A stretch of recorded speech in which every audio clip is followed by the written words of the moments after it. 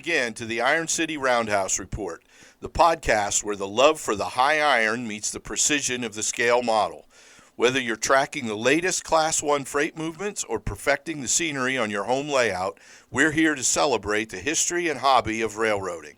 Climb aboard and settle in as we clear the signals for another journey through the world of trains.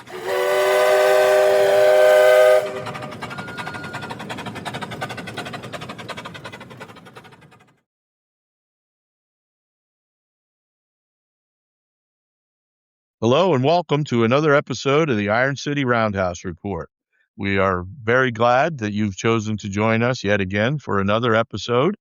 We are currently heading pretty quickly toward right about what would be probably the midpoint of our season 2, and this will be season 2, episode 17. So we're like one away from the total number of episodes that we recorded last year.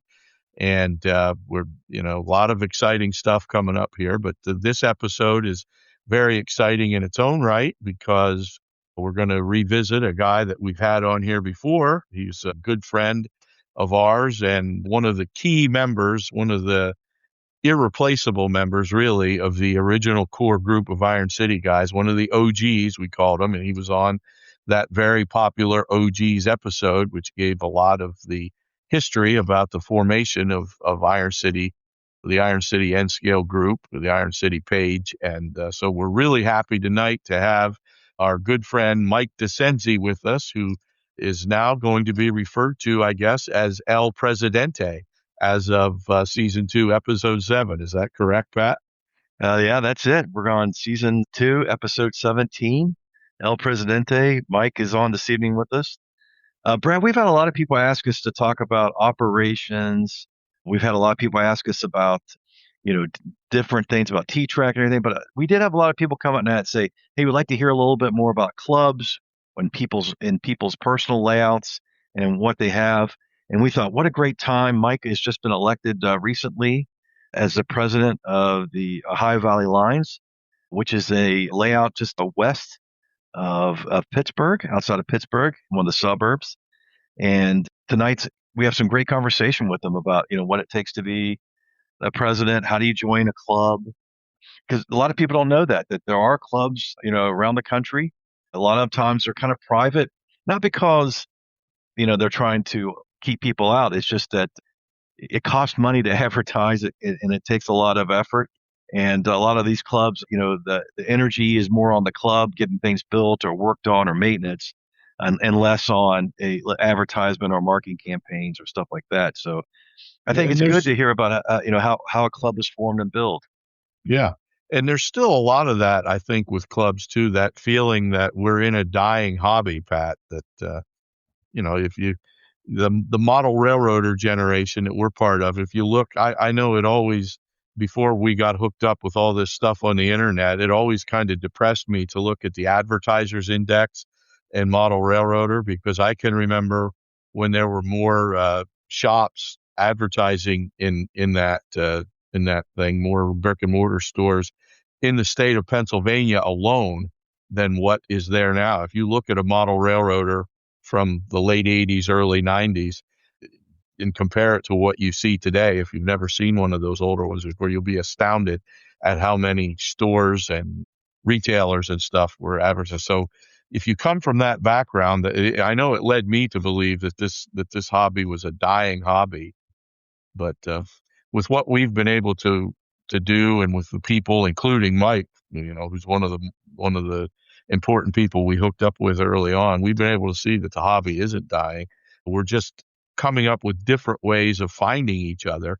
And some of these clubs, and I'm not saying OVLs like that, but there are, and you mentioned some of the clubs are not having themselves out there. They just, I can understand where they're coming from. They just don't think that, first of all, there's that stigma that young people don't like model railroading. Well, we've learned that's not true. And there's that idea among some in the hobby who have seen the shift. It really, to me, isn't a decrease in the hobby. It's just a shift from brick and mortar hobby stores to online retailers now and such. It's different for sure. And, like them, I miss those days when you could go to the local hobby shop, but it's just a different transition. We're really in a golden age of the hobby. And, thankfully we have stuff like the internet, which does have its down points, but one of the great things that it does is enable us to connect. And I think some of these clubs just haven't realized this yet. But of course, we know Mike does because he's been involved, right from the very beginnings of what has happened here with the Iron City group. So we wish him the best as he continues that. Being the president of any organization, I can testify to the fact that it is not easy. There's a lot of competing interests. There's always a lot of personalities to deal with. And, kudos to Mike and anybody who is not afraid to step up and take that on. And we just wish him the best. And at the same time, we look forward to talking to Mike about that. But before we get to that, Pat, I think we have something else that we have to take care of before we bring Mike in, right? Oh, yeah. I'm ready for the Roundhouse Report. How about you?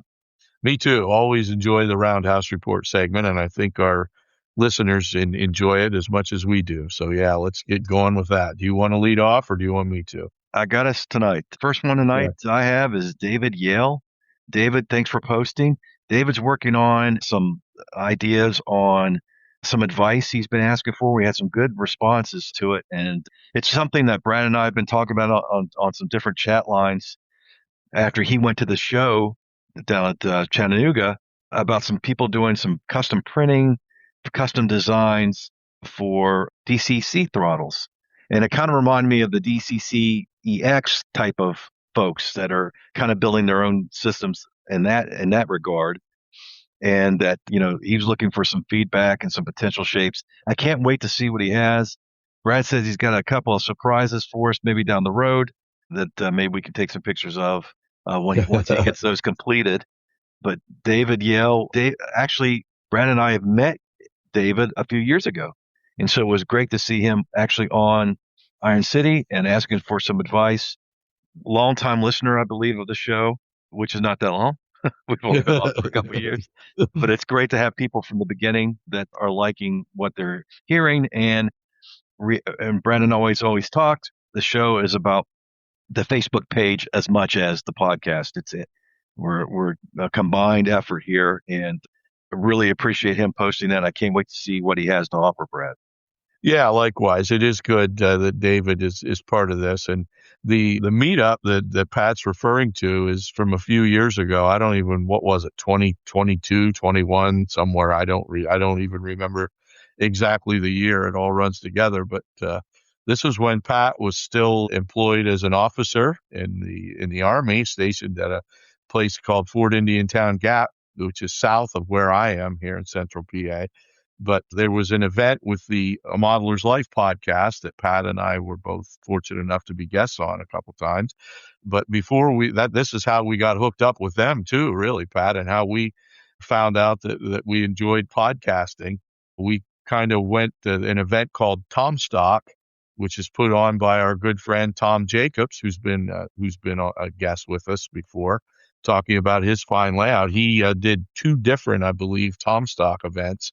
And the one of them that we went to, we were both had things that we had to do and couldn't stay for the whole week. And the only night that we could both go was the opening night that they had a big dinner at the Shady Maple Buffet. And as luck would have it, we walked in almost like party crashers. And of course, the AML community welcomed us with open arms. And we ended up sitting at a table with the evil overlord himself.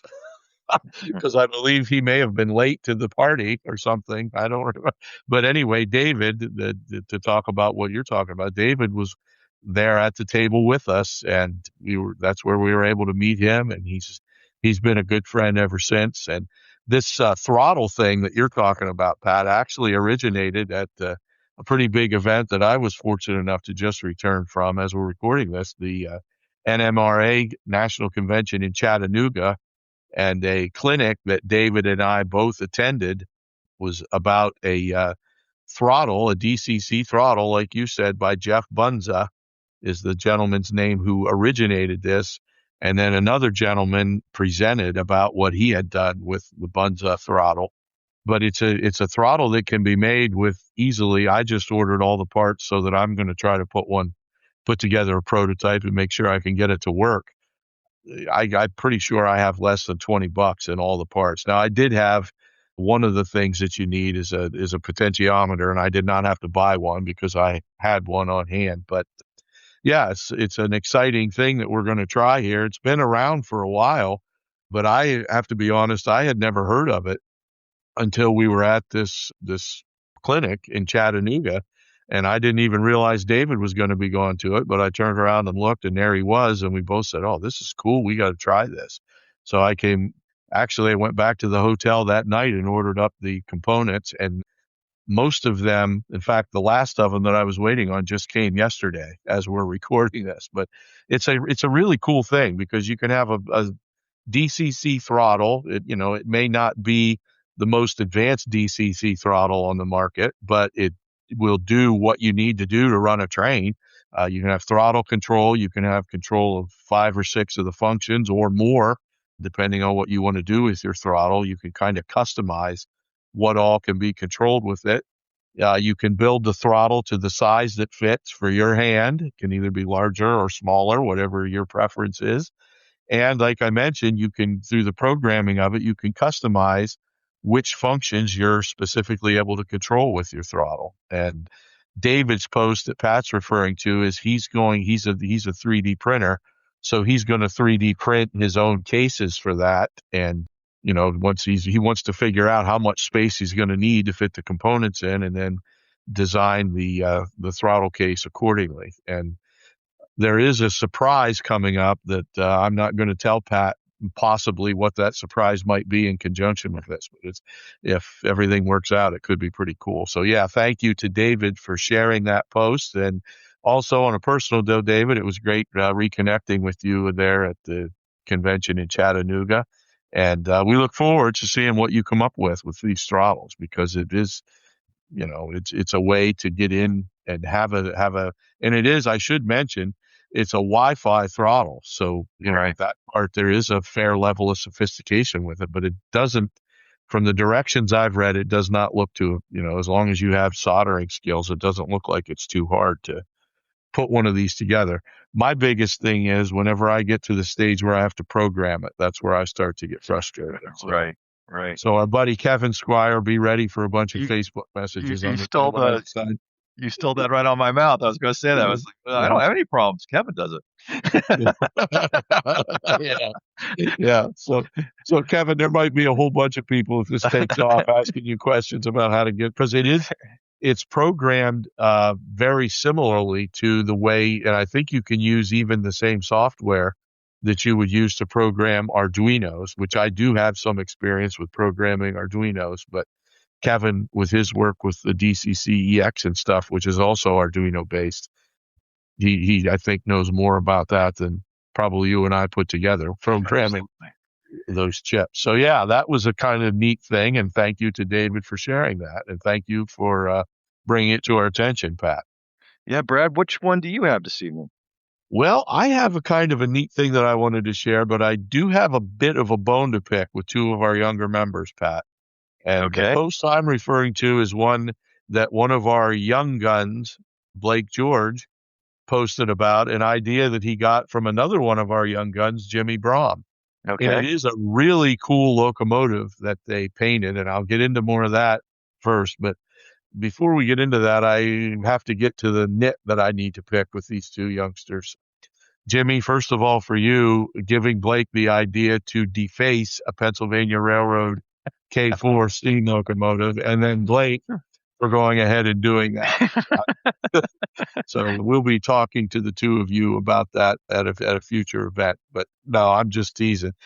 I am a big Pensy fan, as a lot of people know. But what Blake did is he took an HO scale, I'm pretty sure, yeah, an HO scale Bachmann Spectrum K4, and painted it up, and he 3D printed a face for his. Many may know that Blake is into collecting Sodor, the Isle of Sodor, Thomas and Friends, that line of locomotives. And he took a Pensy K4 and put a locomotive face on it. I forget what he Oh, Hank the American Engine, he named it. So, and he painted the wheels and the cow catcher on the front of it red. The face is white, and then there's a couple other white parts on, and then most of the locomotive is blue. So it's kind of, I think, by the way Blake worded things, it was kind of also part of the, our America 250 celebration, and he painted it up in patriotic colors. And even though it's not a black Pennsylvania K4, I have to admit it looks really, really good. And just kind of a neat addition to Blake's fleet of locomotives. And so Hank, I don't know if Hank the American Engine, I guess he is an actual character on the Isle of Sodor. We'll have to ask Blake, or if that's something that maybe. Well, he is Blake, now. yeah, we have had a couple other fictional members of the Isle of Sodor. That one in particular that our friend Doug Rakowski came up with. I don't think I'll mention the name because, as most things Doug comes up with, it's a little bit off color.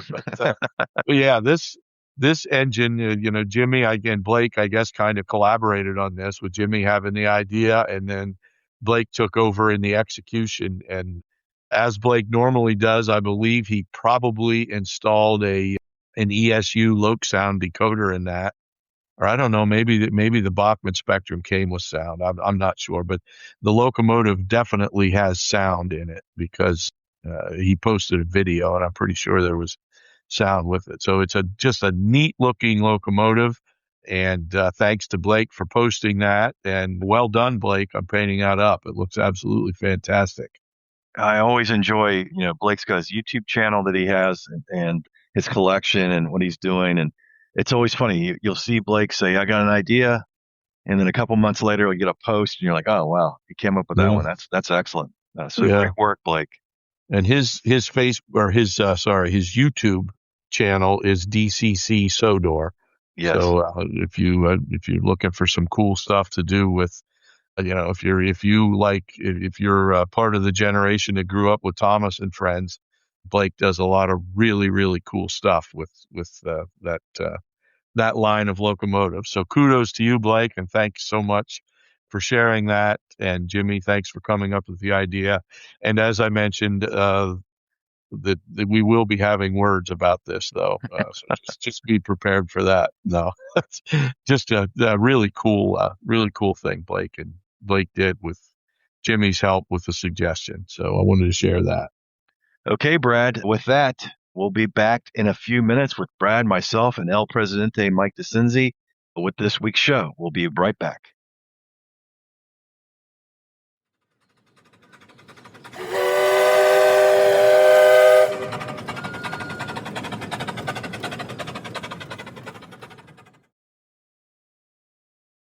Hey, welcome back, everybody. We have a very special guest. One of the OGs is here this evening. And I'm going to pass it over to Brad so he can introduce. Yeah, thanks, Pat. And hello to everybody out there. We're excited about today. We have one of our OGs.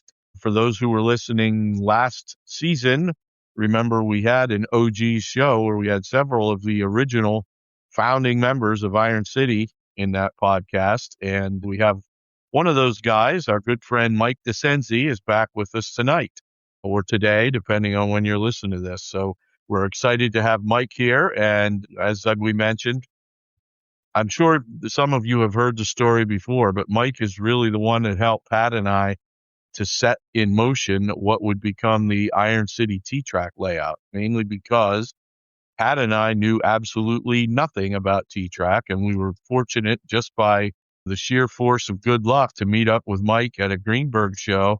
In fact, the way we met up is Mike walked in with his Westview and Santa Fe layout. It's a small N-scale layout that he built, portable, and he walked by us and we're like, okay, that's a guy we got to go talk to. So we were able to hook up with Mike, and fortunately he was also big time into T-Track at the time, and Mike was able to show us the ins and outs of how to set up a T-Track module. And in fact, the first time some of us were, and it was back during the COVID years, unfortunately, so a couple of the guys who were supposed to be there, Pat included, came down with COVID, unfortunately, the night before the show. But it was my personal first experience at what has become one of our biggest shows of the entire year, the Locomotion Weekend at the formerly Carnegie Science Center. Now it's called the Common Science Center. But Mike was able to get us into that, and we had a small T-track set up with just three of us there. It was Mike, Tom Catalano, and myself. But that was my first experience with helping to set up a T-track layout, and it was all Mike's modules because neither Tom nor I had made any modules yet. So that was kind of first experience that we had with what would become the Iron City T-track layout. So always great to catch up with Mike again, and he's had a recent kind of exciting development. He's been a longtime member of the railroad, of a model railroad club called the Ohio Valley Lines, which I believe is in Ambridge, PA. Is that right, Mike? Yes, that's correct. Okay. And so Mike has been a longtime member of that club, and it was recently was it an election, Mike, or did somebody step down and you filled in? I know you became the president. We could probably get into the details more of exactly that happened, but not only an OG, but now also the president of the Ohio Valley Lines Model Railroad Club. So welcome, Mike, and thanks so much for taking some time out of your day to be here with us today.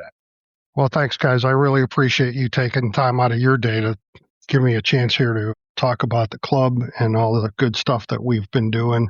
And, so to just say I feel like I lead two lives, right? I have my Iron City life with the T-track and everything that goes on with the Iron City group. And then I also have the Ohio Valley Lines group, which is a permanent club in Ambridge, Pennsylvania, which is north of Pittsburgh on the Ohio River. It's been I kind of was asked to be in this president position with Ohio Valley Lines. I will tell you that every year we have our open house season, which usually runs from Thanksgiving weekend through mid-January every weekend for over those 6 or 7 weeks.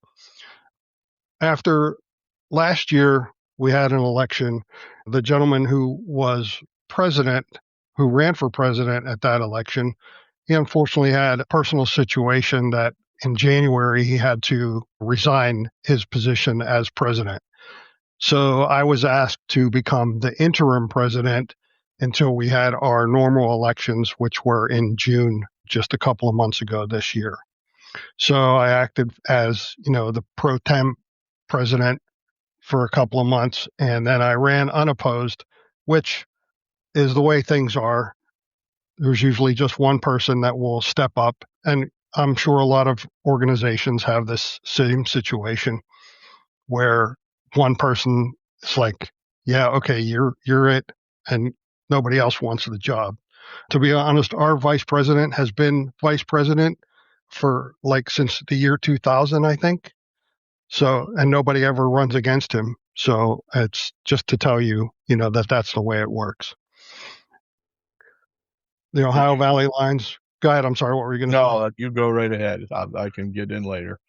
So the Ohio Valley Lines, we recently just celebrated our 40th anniversary of existence. That was a couple of years ago. Outstanding. They started out with just a few guys. They had a space in the old Sewickley post office basement.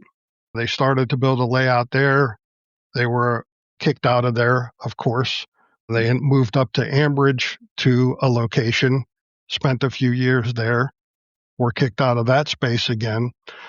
And then in 2000, I believe it was, they made a down payment on a building. It's actually two buildings that have been converted into one. It was a former hardware store, and we set up roots there.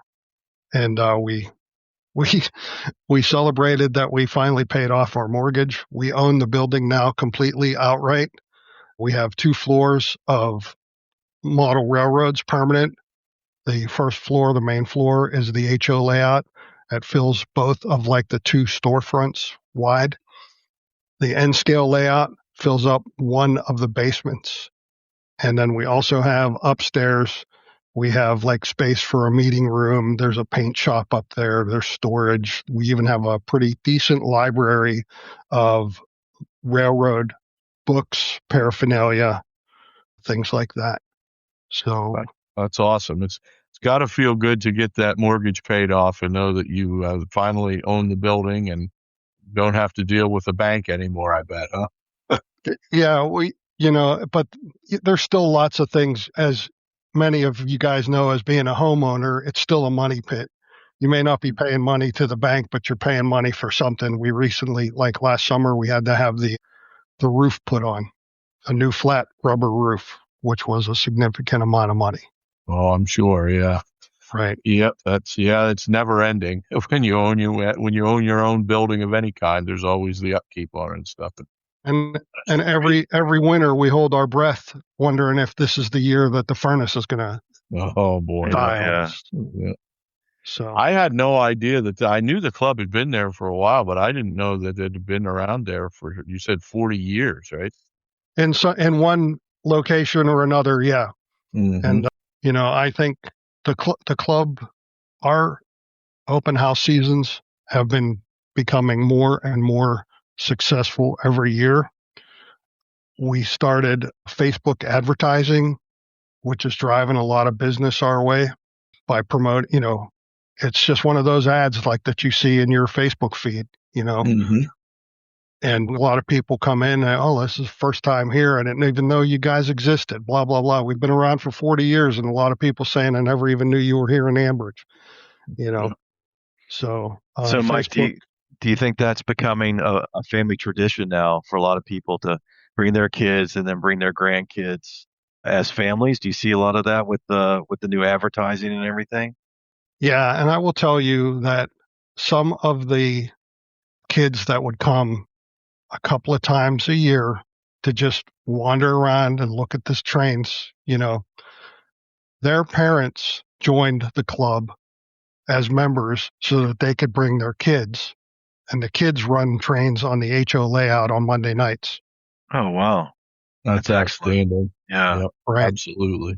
So, as a member, and I can explain more about membership and things like that, but as a member, you're allowed to bring guests.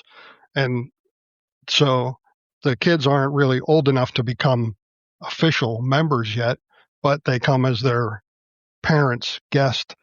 And these kids are running trains and they're having a great time and they're making friends because there's a couple of them that are kind of like in the same age group. And I think that's fantastic, right? I think when I was 12, I didn't know anybody else that played with model trains, right? Let alone to come into a building with a fully scenic, ready to run HO Empire, right? Right. When I was 12, I was happy with my little circle track and my Tyco steam locomotive, right? Absolutely. That's awesome. So, Mike, we're going to go into some different topics tonight. Since we're already on the topic of the club, we'll go there first, and then I hope to circle back around and talk about a little bit of your personal model railroading experience and some awards that you've won and some things that you've done on your own personal side. That and created a monster between me and Brad, because I couldn't figure out when we first got together why anybody would need 10 to 20 modules. That seemed bizarre. 7 modules later, I understand it all. And I've just started getting it just over the last couple of years. I love it. I think module is the future, and we'll get into that a little bit later. But I'll go back to the club section. So, Mike, how long have you been a member of the club? So I went there in January of 2017. I think that was that same year that the N Scale convention was in Pittsburgh. Okay. I had just recently joined the NMRA because the NMRA convention in that year was going to be in Orlando. So I wanted to go to that, and I thought, well, this is going to be a great thing because Orlando, of course, is a very family-oriented thing, right? So Right. my wife and kid could go. They went to Disney one day while I went on layout tours. We went to the Lego amusement park together as a family one day. A lot of things like that. Right. So it was a really wonderful family experience. I got to indulge in some trains, go on some tours, visit some clinics. And, on the days when I was doing that, they were off gallivanting around, Disney. I have zero interest in ever going to Disney. Right. Right. So I'm 62 years old and that streak continues. Right. So, right. So anyway, so that was why. Anyway, back to the club, the local NMRA division, they have their monthly business meetings scattered around the region in our division at various model railroad clubs or at like public places like the library and things like that. So I went up with my friend Jim Hoffer, also a member of the NMRA, and we went in. We met a guy there that I didn't know he was there, but I used to be also in N-Track many years ago. You guys might know that 2x4 standard, three trains. So he was a member of that group. So he took me around, introduced a couple of a couple of people. My good friend, who became my good friend, Dick Jackson, he recently passed away. He was a wonderful guy. From the very first day, from that NMRA meeting, he talked to me like we had been friends for 100 years. And, he was just that kind of a guy. And I immediately, when I went home, I said to my wife, I said, I'm going to join this club. And I did. The very next month, in the February month, I submitted my application to them. And the rest, they say, is history as it goes. So that's cool. So, Mike, it sounds like for your experience, there was no intimidation about joining the club. It was the opposite. It was very warm feeling of friends that had something in common that you had in common, and they wanted you to apply and to join. Yeah, so the N scale layout was in still a really preliminary stage. There was a lot of just plywood planes, just some track that was put down and some green paint on the plywood. And so I was like, these guys have an N scale layout and they have a vision for an N scale. And that's what I really want. I don't want to join a club that is just an HO club with an N scale that's like an afterthought. You know what I mean? Mm-hmm.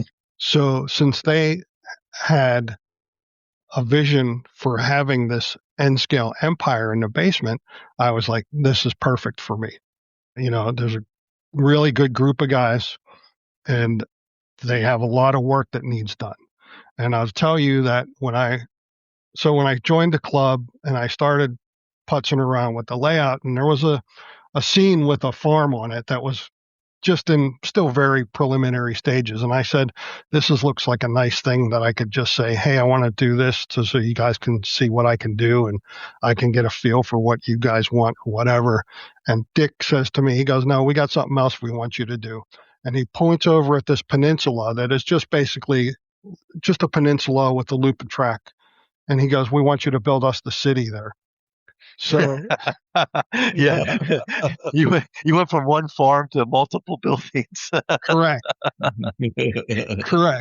So and I'm really proud of the way it turned out. There was a lot of help, of course, but a lot of that work was me and Joe Yakubusin, who is he's the N scale guy that does all the track work. Dick, and it's a beautiful, there's like an old town section with, what's the word I'm looking for? More nostalgic, kind of like a 50s kind of feel of like all these separate storefronts. Right. And then there's a separate little like modern industrial park that has some modern skyscrapers on it. So it kind of morphs from one scene to the other. I was able to put in a trolley line. We have a circuit that like the trolley comes up and it makes all the stops. It stops at all the little island platforms, stops for a few seconds, keeps going, and just makes a nice loop, goes around. We have a nice big railroad passenger terminal in the downtown area, and it's really nice, and it's really a good thing to grab your attention when you first walk down into the N scale layout. So I'm really proud of it. Yeah, I vaguely remember when I think that's one of the things you showed us when you did your showcase for us, I think, wasn't it? That area. That's correct. And yeah, I did do a showcase for the N layout. We've since expanded even more. we are pretty much done with the N scale layout.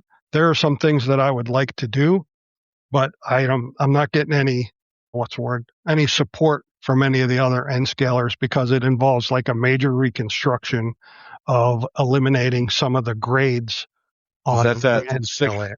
that 6% grade you were telling me about one time? Is that what you mean?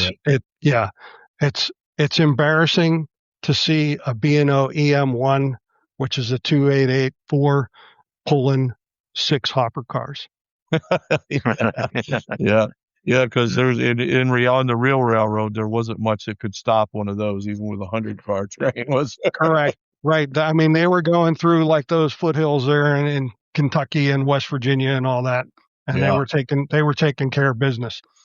I believe that they were even larger. Sorry, this is a little off, but they were even larger than a big boy, I think, aren't they? Those EM1s, Mike. That could be. I'm not sure, but I think they were. Yeah, a big brute of an engine, regardless. A really cool engine too. Right. So if you guys know me, you also know that I don't care whose name is on the locomotive. I am just a steam guy. Right. I had never had a B&O locomotive before Bachmann introduced that EM1. I have 2 Challengers right now. I've been hemming and hawing about whether I want to buy a big boy every time I go into Esther's Hobby down in Millville, right? But I will tell you that like Broadway has the Santa Fe specific 3751 484 class coming out someday, eventually, right? Yeah. And I have 4 of those puppies on order. Oh, wow. And when they announced those, the list price was going to be $399. Who knows what they're going to be once they come. Right. Right. But it's a Santa Fe and it's steam. So yeah. Yeah, that's your wheelhouse. Yeah. Exactly. Right. So yeah, they knew they had a sucker right there. So. Mike, let me go back just real quick. As you were doing the history, it was HO. You joined in 17 and the club decides to go in. Now, I'm sure you weren't there yet to know, but someone told you. What made the decision to allow them to do N scaling and go multiple scales? Was it the building had space, or people were in N scale and they wanted to do something from their home layouts to bring to the club because they were doing HO and N? How did that come about? So I don't want to talk for Joe Yakubusin. He's a great guy, but I know he has a nice sized N scale layout in his home, and he has had one for many years. So I think some of the members who have either left or are deceased were kind of like leaning towards not another HO layout, and nobody was really interested in putting a Lionel size layout down there. Right. So it's, so N was like the default choice to expand the club, right? Everything upstairs on the HO layout, all the track work was done. Most of the scenery, 99.9% of the scenery is done. Every once in a while, they'll change out, like they're actually taking a farm scene off the HO layout, and they're putting a military, like an army transportation depot in there. Oh, okay. So, yeah, you'll be right up your alley there. It's like, I got to get up there. Yeah. Hey, Pat, if I could just take a couple seconds to fact check myself. I think my mouth got out ahead of my brain again. Okay. The one the locomotive that Mike is talking about, I got it mixed up with the H8 Allegheny, a C&O, not B&O loco. Okay. So, you're right, Mike. The EM1 is not larger than the big boy, but nonetheless, it is an impressive engine. So I just wanted to make sure we got that in there. For those typing away right now, the hate email back to Brad. It's okay. You can delete. Yeah, right. You guys are taking on the C&O modelers. It's a losing battle. Yeah, absolutely, yes. So, Mike, back to it. So, you guys tell us a little bit about the scale of HO, and then their decision to like, okay, we got this size. Now we're going to go downstairs in the basement of Ohio Valley Lines and build the N scale, and kind of give us that size also, if you don't mind. Sure. And actually, I wish I knew. People ask me this all the time, and I've never I don't know why I can't retain this type of knowledge, but if you imagine two storefronts in Ambridge with the walls separated on the main floor where the HO layout is, it's one huge space. And I'm going to say it has to be at least 30 by 20, if I'm guessing. Right. And it's full. The basement is still the two individual like halves of the building. One side is the N-scale layout. On the other side, we have a pretty impressive wood shop with table saws, arm saws, sanders, drills, all kind of stuff like that. And that's all. Everyone can use it. Once you're a member, you have access to doing all that as well. So if you need like to cut something for your home layout, bring your lumber in and use the tools here. So. And Mike, the N-scale, I don't think people realize how big this club N-scale layout is. I mean, how many trains can you run normally on operation night? How many trains can you run at one time? So we usually on the weekends, like of the open house, we have 3 trains on each of our 2 individual loops of track. So when you're down there watching the N-scale layout, you don't wait long for another train to be coming by. 6 is pretty good, I think.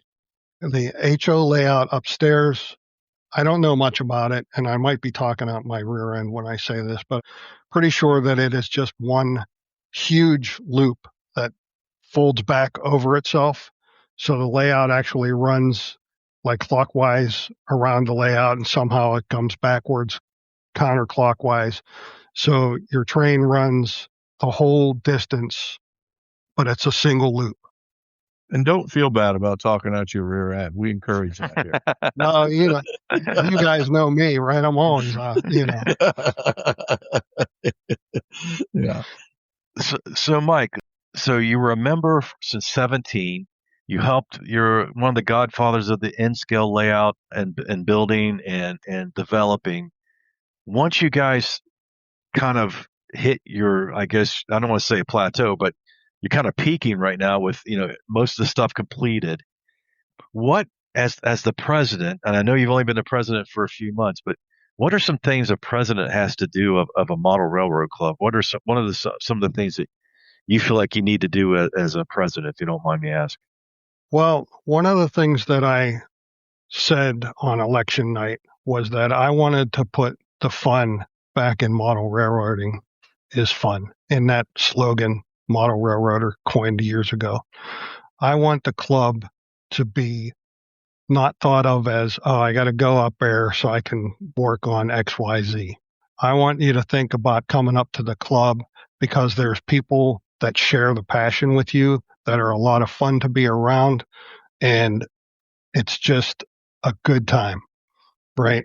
Then like when we get together at the Science Center or in Altoona for the show, right? It's not always about running the trains, right? You run a train for maybe an hour during that day, right? But the rest of the other hours that you're there is all about hanging out with some really good people and having a lot of fun, right? Making fun of each other. And, Right. That's right. Statler and Wardle. Right. That's it. Yeah. If you're ever at a show and you see Mike and I sitting back in the corner and we're looking at you, chances are we're probably making fun of you, but it's okay. Yeah. We always say these two guys are like the Muppets and the two guys up and overlooking. Yeah. That's it. What are their names again? Statler. Statler and Waldorf. That's it. Yeah. Yeah, that's Mike and I. So Mike, so you're really trying to bring a culture. You're trying to bring back the culture that what brought you into it in 2017, the fun of it, the adventure of it. So how does just to let people know, because I know there's clubs all around the country and people a lot of times are intimidated to join a club. What's something you would say to somebody if they wanted to join your club or any club? I would say just give us a shot, to be honest, because there are, like I said, there are a lot of good people that will make you feel welcome. There's not a lot of nitpicker. Like, we don't have rivet counters that are going to say something like, that locomotive never pulled that kind of train, that kind of stuff. Right. Everyone's going to ask you about, wow, that's really nice. Where'd you get it? Right. And Right. and engage you that way instead of Right. like saying, blah, blah, blah. Instead of Right. wanting to try to be the smartest guy in the room, you mean, right? Yeah, exactly. Yeah. And that, we don't have that. We really, I can't say that I've ever really acknowledged it. I will tell you that we did have a little bit of a personnel issue. And when I started as my interim presidency, that required me to ask some members, or to tell some members, that their membership was being revoked because they were being ignorant and intimidating and making other members feel uncomfortable. Right. Yeah, that's never a fun thing to do, but that is Got when you're in that position. That's one of the things that goes with it. I'm sure it was no fun, Mike, but No, it wasn't. It's like, I feel like, oh my God, this is my first duty as president, is that I Yeah. got to confront this. yeah, But I you're had trying to the make full it. support. You're trying to make your culture. Those guys weren't going to go with you on your vision of what the club needs to be for the next couple of years. Is what I'm assuming. Yeah. So Mike, now that we talked about the club and your culture and that you have HO and N scale, real quick before I go in, I want to talk to you a little bit about your personal hobby habits, addictions. But I wanted to ask you, how do you, and you've done it several times, and I was just wondering how it works. You've invited your other club, the Iron City guys, to come up and be part of the Ohio Valley on your one of your holiday weekends, and let us enjoy the layout. We're a different kind of, we're a T-track group, so we don't have a building or anything. We just kind of go where our shows are at. How how did that work? And I know the response has been great over the last couple of years. I know last year our schedules didn't match, but 3 years before that, we kind of had this kind of walk around, or I forget what we called it, a railroad crawl, where we did the different holiday events, and one of them was yours. How'd you feel that worked out? And maybe talked about, how clubs can share each other's, I guess, members really, or fun really, because we went up there to work on the layout, run on the layout. Some of the members are both in both organizations. How do you feel about that? And do you try to promote that a little bit? Well, to be honest with you, I really invited, just like the Iron City guys. You guys took it upon yourselves to make like a day out of it and Right. visit a couple of the other clubs. There was no like coordination between me and any of the other groups that you visited. And I encourage you guys to go and visit. It's kind of like, maybe someday you'll decide you want to join a club, but you've experienced several now, and Right. you decide which one is going to work for you for the best, right? Right. So I think when I was inviting the Iron City guys, that was just because you guys are my friends and I enjoy hanging out with you. And, being a member of the club, I said earlier, you can have guests. Right. So Right. if you guys come up, you can come up towards the end of like our operating hours. You can visit everything at the club. We have a flea market. There's the HO layout. Everything was running. And then towards the end, we come down, and then it becomes just like location for Iron City members, because we stayed late after hours and everybody enjoyed running their N scale stuff on our layout. So I guess the big thing is there's no animosity between clubs. Like, hey, it's okay to belong to one club and come over and see another. I think that's the great thing about the Pittsburgh area.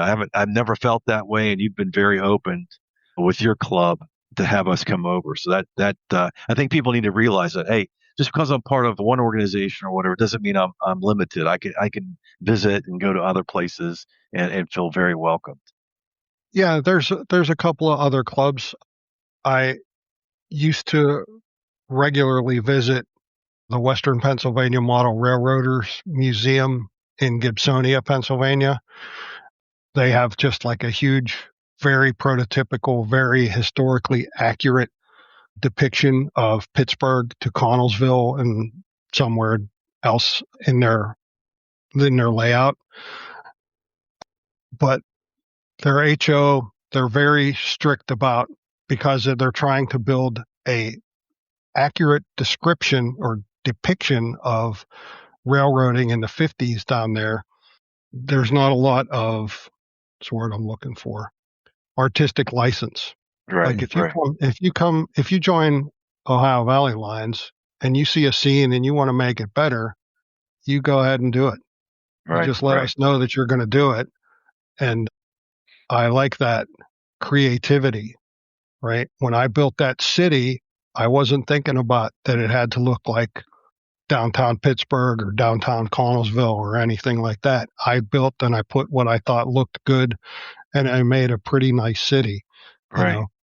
And so you guys are more of a freelance club than a historical club. Yeah. Correct. And that's the other thing, right?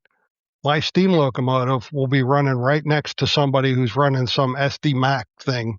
Right. And nobody blinks an eye at it. Right. Because that's what you want to run. Knock yourself out. Yeah. Right. I'm going to run my steam locomotives. So there's a lot of freedom that we have at OVL, and we encourage it. Right. So, the kids, they all run up on the HO layout. They run all the modern stuff, all the stuff that they see, because they have no experience with steam locomotives. Some of the older guys, they'd run only Pennsylvania passenger trains. Right. Because that's what they remember, and that's what they want to make trains and run. So that there's a lot of like that freedom, that flexibility at Ohio Valley Lines. Just one follow-up question from before, Mike, if you don't mind, about inviting the Iron City guys there. Are you not concerned about what that might do to your reputation with the other club efforts? That's why I ask you guys to come after hours. Also, the cover charge was a little higher for damage control. Yeah, and we had to go in the back door. Okay, it's all making sense. So Mike, let's talk, because we cannot talk to you without talking about your personal stuff, your layouts, your T-track models, some of the stuff that you've competed in at the national level, your NMRA activity and what you do there. So I'll just start us off, and we'll backtrack a little bit because we know you. We talked about the Santa Fe a little bit, but some folks might not. Tell us a little bit about your bio, your hobby bio. What do you like? What have you gotten into? Why don't you tell us a little bit about that tonight? All right. Well, I'll tell you that born and raised in Pittsburgh, I get a lot of questions. People ask me, how does a Pittsburgher surrounded by the Pennsylvania Railroad and Conrail, how do they become a Santa Fe modeler? And I'll tell you that my grandfather, when I was about 8 years old, brought out the American Flyer PA red and silver passenger set that he had bought for my father when my father was about 8 years old. And that was like my first experience with model trains. And that red and silver PA war bonnet was enough for me. I never felt like I needed to, do anything else besides that.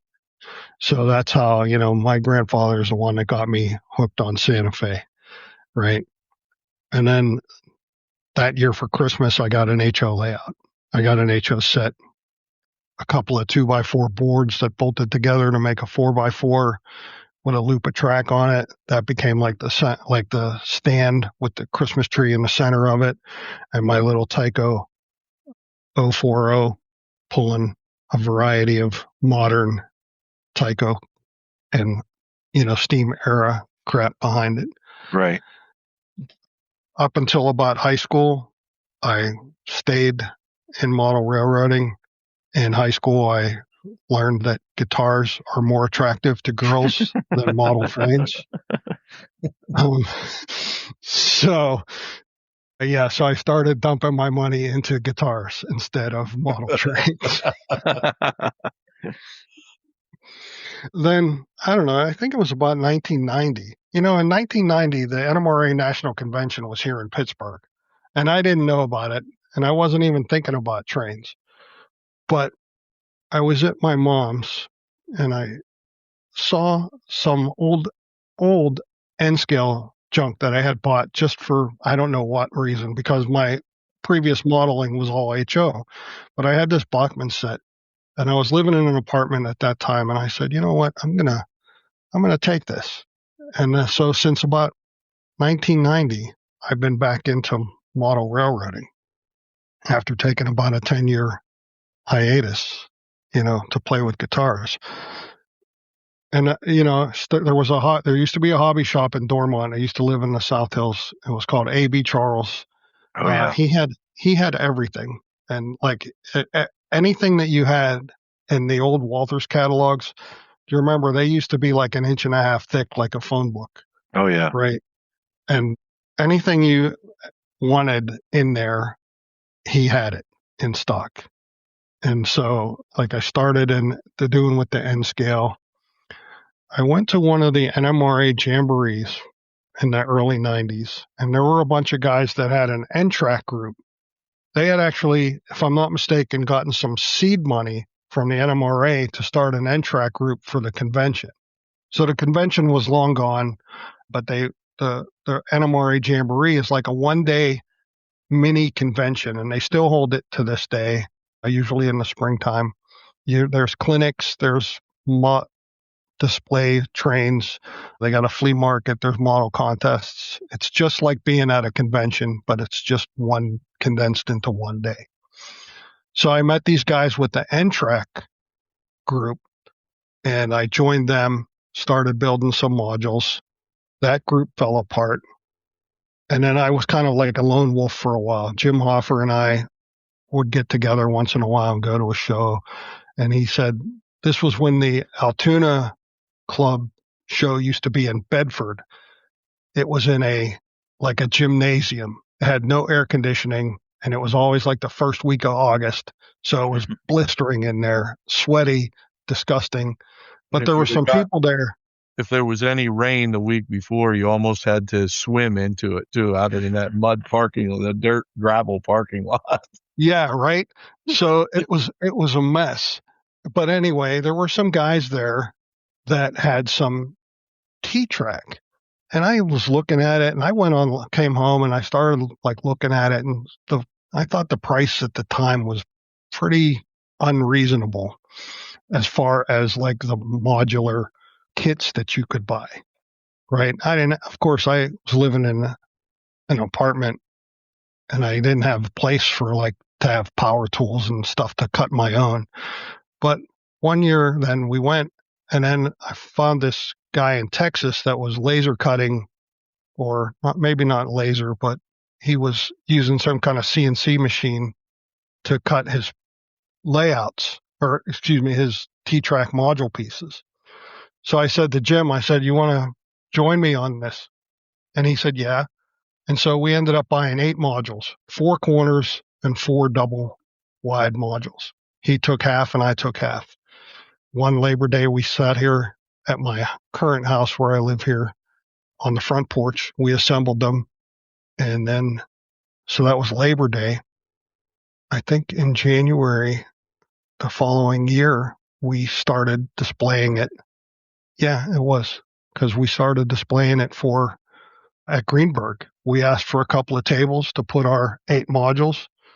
And Jim likes to tell this story. So Jim, I'm going to steal your thunder here. But on that Saturday that the show was set up, we had our 8 modules. And not 10 minutes into the show, a guy comes up and he says, is this layout for sale?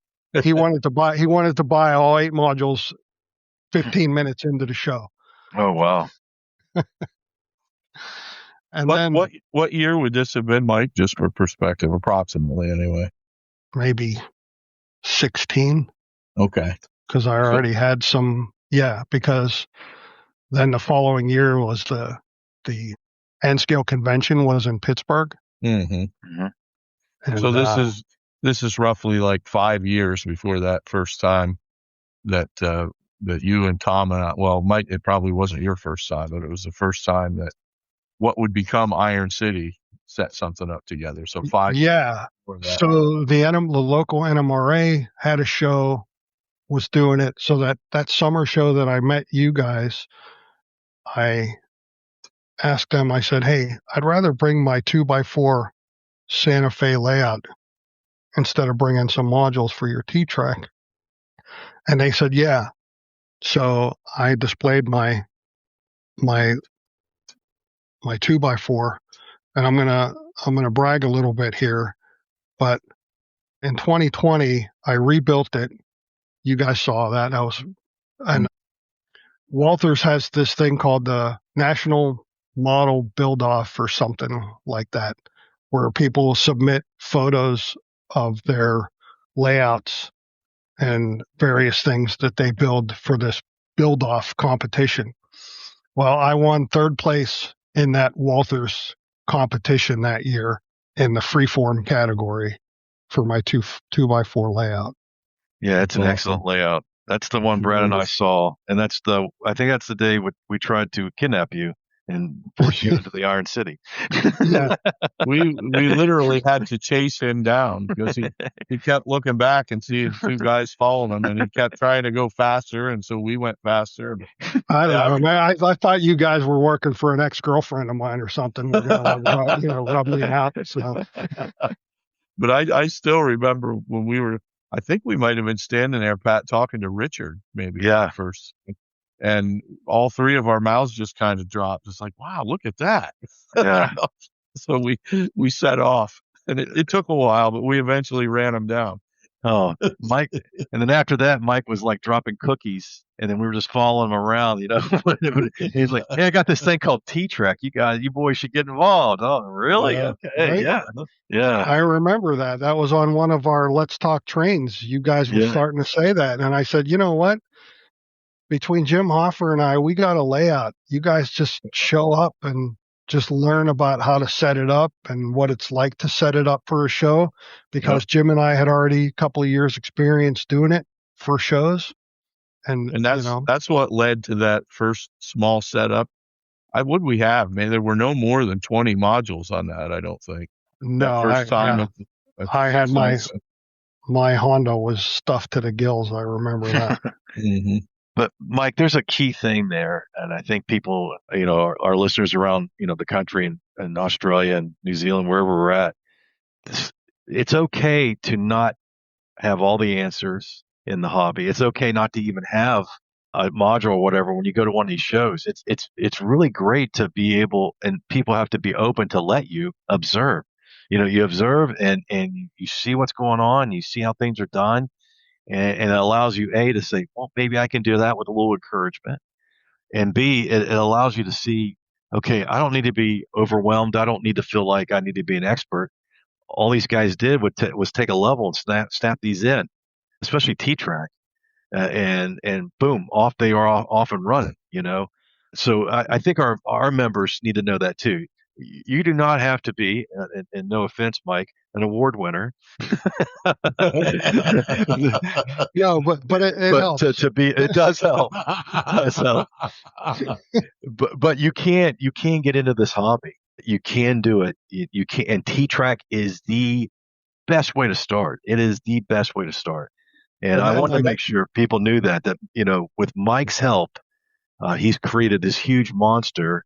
I know, last year at the Science Center, we must have almost been 100 modules deep, and they told us that we had to cut back a little bit. It wasn't the Iron City show; it was the Railroad show with other clubs. That's the thing. We could easily, at this point, we could easily top 100 modules, but it's a matter of finding, because there are other people, like you mentioned, Pat, who kind of want to have their layouts on display. But we have enough modules. We're more limited by the amount of space we can get than we are by the number of modules, and that's all because of those first steps. So I guess that's the moral to this story is don't be afraid to take those first steps, especially with ours. It can be intimidating because nobody wants to be that guy, that brings a module that causes an electrical problem or causes derailments or whatever. I don't know a guy that did that, but it's okay. I don't. I'm not aware of anyone either. But but I mean, that's just a perfect example. Nobody's going to ostracize you. No, I mean, we might pick a little bit, but Right. but we'll figure a way, no matter what mistake you make. If you make a mistake on your module, if it's the first time, we'll find a way to get it integrated into the layout and be able to have you run trains over it. It ain't rocket science. We'll just put it that way. So if you have an inkling that you want to build T-track modules and have them as part of our layout, or if you're somewhere out of country, don't be afraid to take that first step, because it just can. You're talking to. I thought I was going to be a lone wolf my whole life, and now I got a bunch of friends from all over the world, really, but especially concentrated out there in the Pittsburgh area. So it's important to make. Somebody's got to make the first step. I hear a lot of people get upset about this club or that club or this organization not being welcoming. Sometimes all it takes is just having the gumption to make that first step, and things go really, really well from there. We really, I've said it before, Pat, we really lucked into all this. It wasn't through any planning on our part. We just happened to meet up with the right guys, and Mike was one of them. So it's awesome to have him here. Well, I was going to say, chemistry is everything. And if you have a bunch of easy going folks, it just makes life more enjoyable. You know what I mean? And then everyone has their own niche at the Iron City. Some people are outgoing. Some people like to present at the show. Some people like to be behind the scenes running the computers and equipment. Other people want to be able to do extremely good digital scenery like Doug does with lights and different things. And I know Mike has his nice section where he has his round table and everything, his turntable, with his steam engines and stuff. Everyone has their own little thing. And that's the great thing about T-Track. You just plug in to a design that we have for that weekend and you go. But I think it's the wanting to have fun, keeping the culture light. Just because someone's modeling 1950 on one section, someone's doing 2026 on the other, that's quite all right. And that's the great thing about that too. One could be wintertime, one could be summer. It doesn't matter. Yeah. And that brings us full circle back to Mike's current situation. That's how I know Mike they chose a good guy to be president of OVL, because Pat, you and I firsthand know how welcoming and helpful and just willing to put up with people who don't know what they're doing right off the bat. Mike is, because we wouldn't have what we had if it wasn't been for us meeting up with Mike. And Mike's not afraid to be. And Mike's not afraid to be a resource. He allows people to ask questions and he answers them to his ability, and never thinks it's a dumb question. He's always helpful. So it's been a great few years with the Iron City, and now Mike is, I guess we could call him El Presidente of Ohio Valley Lines. And Mike, it was great to have you on this evening. We really appreciate it. Thank you. I hope the listeners aren't sleeping through this late into the podcast, but I'll insert a loud sound when I'm doing the editing and wake them up if they are. How's that? That sounds good. But yeah, when I invited you guys to come and visit, I never knew that it was going to be as big as Iron City has become. Right. And we didn't either. That's for sure. Right. I mean, think about that time when we set up at the Westview Hub, that community center library. It was just the six of us. That still stands out as one of my all-time favorite model railroading experiences. There have been other really good ones too, but that just was a special day for sure, as far as absolutely. It was really more about just hanging out with good bunch of guys, and we got to play with toys. That's right. Yeah, I really think, Mike, that was the spark, because I didn't want anybody else not to have that same feeling I did that weekend. You know what I mean? So it became my personal goal to invite as many people as I could, because I just couldn't get over how much enjoyment I had over a weekend. And I was like, I don't want to be selfish, not share this with other people. And there's another thing that wouldn't have happened if it wouldn't have been for our connection with Mike, because Mike was the one who was able to get us access to that. That's right. That building we were in. I can still see us all standing there with Iron City beer cans in the middle of the library, surrounded by a T-Track layout. I also remember someone thought he was way more agile than he really is or was and tried to crawl into the layout, but popped up on the other side and almost wiped out the whole thing. We won't mention who that was either. Right. Well, I know it wasn't me because I'm not nimble enough to even get down there. So turns out I'm not either. I just thought.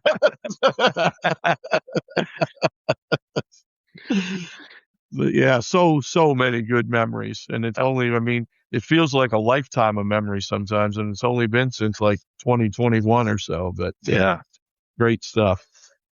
Well, Mike, once again, thanks for having us on.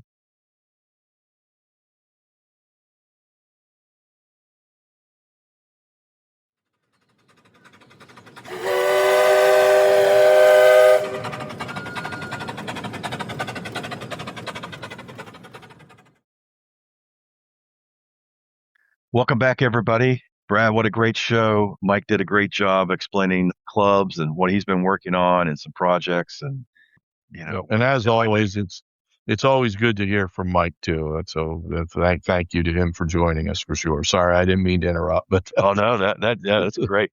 Hey, Brad, you know what's coming? Altoona, our Super Bowl, kind of one of our two. Like you said, you and I always debate on the greatest time of year for you and I. This is one of them, no matter what. We'll be at the Station Inn on Friday and Saturday coming up here in a few weeks. That's going to be the Altoona N-Scale show. And that is, I believe, 11, 12, and 13. And man, we hope to see you out there.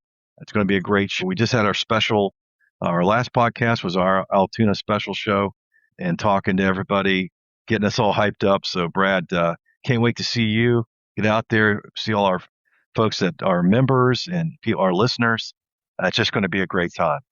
Yeah, and that's one of the things that we found out through this podcast, as we mentioned, that I don't know if we actually talked about it during the episode or if it was on air after, but we were concerned that maybe Mike wouldn't be able to join us because of his work schedule, but he is going to be able to be there with us. So people hear this and would like to meet Mike. He'll be there, I guess, just Saturday, I believe, is what he told us. That's right. Yeah. So that's exciting that he's at least going to be able to be there with us for some of the time.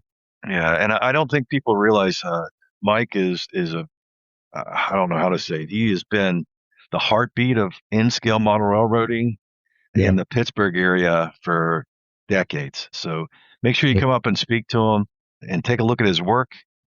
If he brings anything, I'm not sure if he's going to have a chance to bring anything up or if he's just coming to run some stuff, but I'm sure he'll share some pictures with you. And if you need to talk to him about the High Valley lines, how to become a member, I'm sure he'll point you in the right direction. He's excellent. He brought us two knuckleheads on board. Yeah, for sure. So yes, his tolerance level for human beings is at all-time high.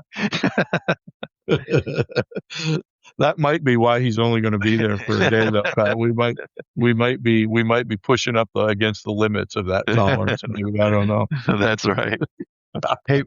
Hey, Brad, they got us somehow, and if they want to hear some more of us, or if they want to know how to keep a channel that they can listen to us on, I'll lay them off here. Hey, we're on Apple, we're on YouTube, which we have our YouTube channel that we're trying to get videos up and running. Should have some good videos of the Altoona weekend and the Station Inn, so look forward to those on the YouTube channel. We're on Podbean, we're on Spotify, Amazon Music, iHeartRadio, Player FM, Listen Notes, Podchaser, and Boomplay. And of course, we're on the Iron City N-Scale page on Facebook, and that's where you'll see everything. I think the other day, Brad, someone came up to me and said it's like a living magazine. It's like a daily magazine with updates on everything from DCC to what's on sale, what local in our area, what local shops are open. We have showcases, we have clinics. And if you have a question and you just want to know or an opinion on something, you throw it up there and man, we'll answer it immediately. If not, and we specialized in very long answers to short questions too. That's right. Be prepared. Be prepared for a little bit of windiness in your response, but we'll eventually get around to answering the question. It may take longer than you expected. No, it's a great thing to be a part of, and thank you to everybody who has joined and continues to participate. Absolutely, Brad. And as we move into railroad, I guess, season, a lot of people call it, for at least in the North America. In Europe, we start getting into the fall and winter, and a lot of more people are spending time inside and working on their layouts.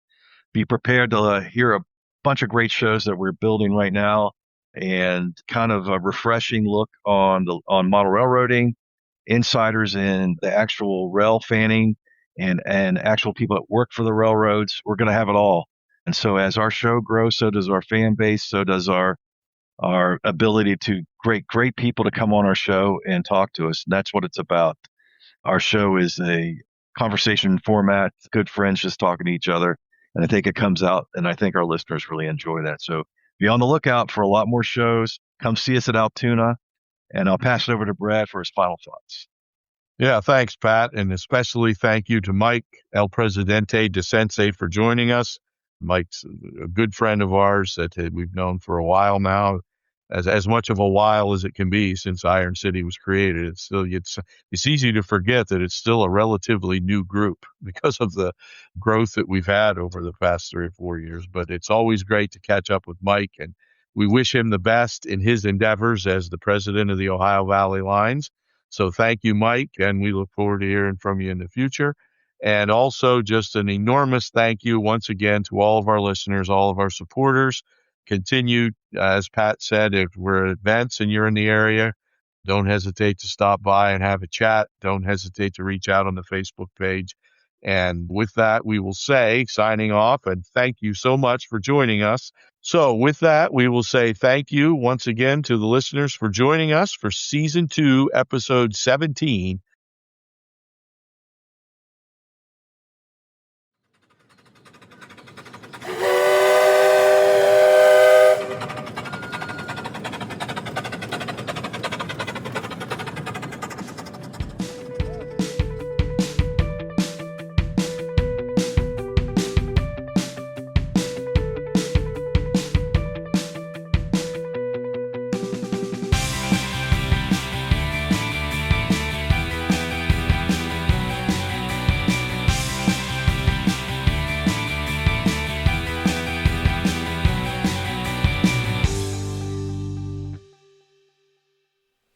All right, rail fans, that's all the steam we've got for this edition of the Iron City Roundhouse Report. Until next time, keep those gauges green, your couplers connected, and may your layouts always run smoothly. Happy railroading.